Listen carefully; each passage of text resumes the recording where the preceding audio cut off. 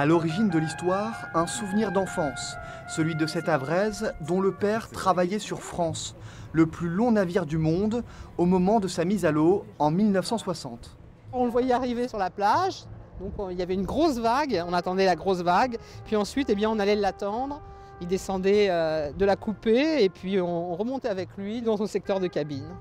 Véritable emblème national à l'époque, France compte plus d'1 millier de chambres. En compilant les témoignages du personnel qui travaillait sur le bateau, Béatrice Merdrignac est partie sur les traces de cette cité perdue en réalisant une bande dessinée. C'est un ouvrage plutôt synthétique, c'est de la construction jusqu'au démantèlement, avec les grandes périodes du paquebot, c'est-à-dire la croisière napoléonienne par exemple, pour le bicentenaire de Napoléon. Et à chaque double page documentaire correspond une histoire différente.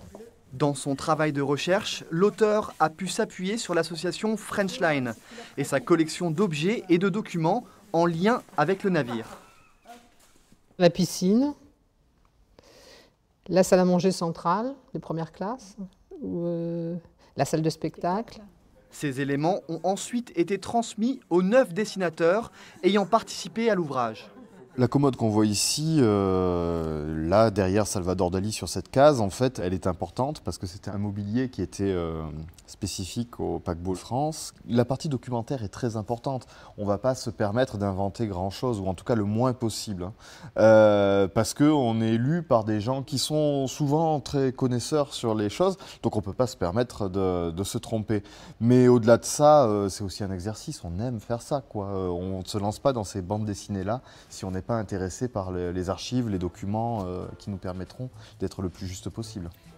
Salvador Dali, Tino Rossi ou encore Valéry Giscard d'Estaing font partie des passagers célèbres qui ont embarqué sur le paquebot.